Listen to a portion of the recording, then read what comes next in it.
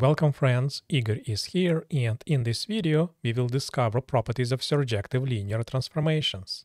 In this lesson we will show that surjective linear transformations preserve the spanning property, prove that a surjective linear transformation cannot go from a lower dimensional vector space to a higher dimensional vector space. We will then use this dimension consideration to show that a sample linear transformation is not surjective, and we will learn that the composition of surjective linear transformations is a surjective linear transformation. Let's get started. First, let's prove that any linear transformation takes a spanning set of the domain to the spanning set of the range. We denote by S a spanning set of the domain, and by R the set of the values of the linear transformation on this spanning set. R is a subset of the codomain V, and we claim that it is a spanning set for the range of the linear transformation. Essentially, we are claiming the equality of two sets. The range of the linear transformation is equal to the span of the set R, and to prove the equality of two sets we need to show two set inclusions. First, let's make sure that the range is a subset of the span of R. Let's take an arbitrary vector v in the range. We will show that this vector belongs to the span. Now, because the vector v comes from the range, it is a value of the linear transformation on some input u from the domain.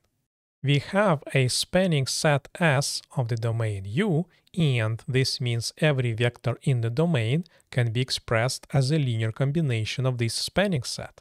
We know that the vector V is the value of t on the vector U, and let's substitute for U its presentation in terms of the spanning set.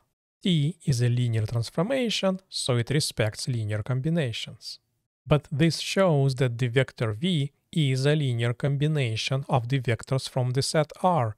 Therefore, vector V does belong to the span of the set R. This shows that the range of the linear transformation is a subset of the span of the set R. For the opposite inclusion, let's take any vector in the span of the set R. We would like to show that this vector also belongs to the range. Being a member of the span of the set R, this vector V can be expressed as a linear combination of the vectors from the set R. But T is a linear transformation, so it respects linear combinations. This computation shows that the vector V is equal to a value of the linear transformation T on some input vector. But this is exactly what it means to be the member of the range of T. This shows that the span of R is a subset of the range of T, and because we showed two set inclusions, they are the same set. In particular, this means the set R does span the range. Now, let's establish a characterization of surjective linear transformations. A linear transformation is surjective if and only if it takes any basis of the domain to a spanning set of the codomain. This is an if and only if statement, and we are going to establish two implications. In the forward direction, we are going to assume that the linear transformation is surjective. We have a basis B of the domain U, and in particular, it is a spanning set of the domain. We just proved that any linear transformation takes the spanning set of the domain to the spanning set of the range. But now, the extra assumption that the linear transformation is surjective tells us that the range of the linear transformation is the entire codomain. In other words, this set C of the values of the linear transformation on a basis spans the entire codomain V. In the opposite direction, let's assume that the set of values of the linear transformation on a basis of the domain spans the codomain. Then we would like to show that the linear transformation must be surjective. For this, we will make sure that every element of the codomain V is in fact a value of T. So, let's take an arbitrary vector V in the codomain. We assumed that C is a spanning set for the codomain, therefore this vector V can be expressed as a linear combination of the vectors in the set C. Now that we have this linear combination, let's define a vector u in the domain as follows. We will take the scalars from that linear combination and we will construct a new linear combination where we will use the vectors of the basis b of the domain as vectors in the linear combination. Let's compute what happens when we apply the linear transformation t to this vector u. First, we replace the vector u with its presentation as a linear combination of the basis b of the domain. Then we recall that t is a linear transformation, so it respects linear combinations. But now we see that this is exactly the vector v. This shows that this vector v is a value of the linear transformation t on this input u, and therefore every vector of the codomain v is a value of the linear transformation t. This is exactly saying that the linear transformation t is surjective. This completes the proof of the theorem. Next, let's show that if we have a surjective linear transformation from the vector space u to the vector space v, then the dimension of the vector space u must be greater than or equal to the dimension of the vector space v.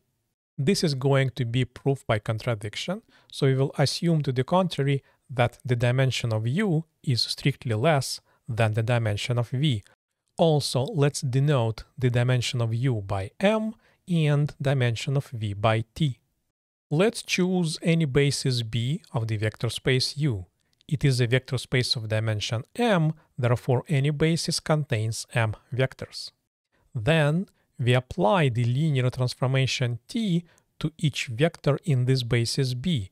We will get a set C, which is a subset of the codomain v. We just proved that a surjective linear transformation takes any basis of the domain to a spanning set of the codomain. Therefore, this set C spans the codomain V. Also, the set C contains m or fewer vectors.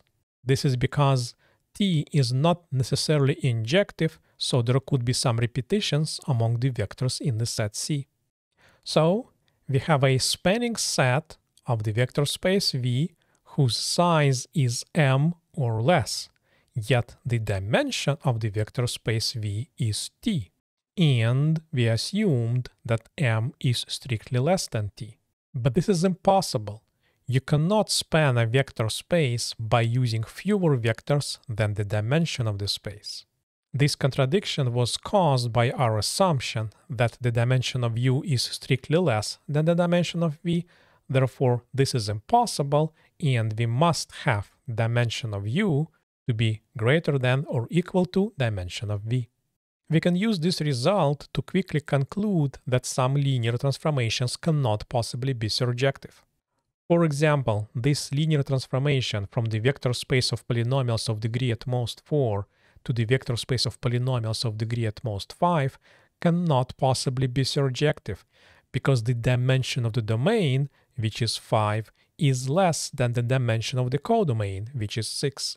You cannot have a surjective linear transformation that goes from a lower dimensional vector space to a higher dimensional vector space.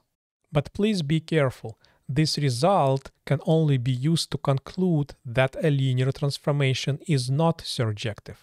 If you have a linear transformation from a higher dimensional vector space to a lower dimensional vector space, then it is not automatically guaranteed to be surjective. Finally, let's prove that the composition of surjective linear transformations is a surjective linear transformation. We already know that the composition of linear transformations is a linear transformation, so the real question here is about surjective property. If the linear transformation T goes from the vector space U to the vector space V, and the linear transformation S goes from the vector space V to the vector space W, then the composition of these two linear transformations goes from the vector space U to the vector space W. To prove that it is surjective, we need to show that every vector in the vector space W can be obtained as a value of the composition of the linear transformations. So let's take any vector W in the vector space W. Because S is surjective, there exists a vector v in the vector space V so that S of V is W. But now we have this vector v in the vector space V, which is the codomain for the linear transformation T. And because T is surjective, there exists a vector u in the vector space U so that T of u is equal to V. Let's compute what happens when we apply the composition of linear transformations to this vector u. This is S applied to T of u. But T of u is the vector v, and S of v is the vector w. This shows that this vector w is indeed a value of the linear transformation S composed with T on some input. So every vector of the codomain w is a value, therefore the linear transformation is surjective. If you found this video useful, please give it a like to help others discover this content and subscribe to this channel to see more of these videos. In the next video in this series, we will talk about invertible linear transformations. I will see you later.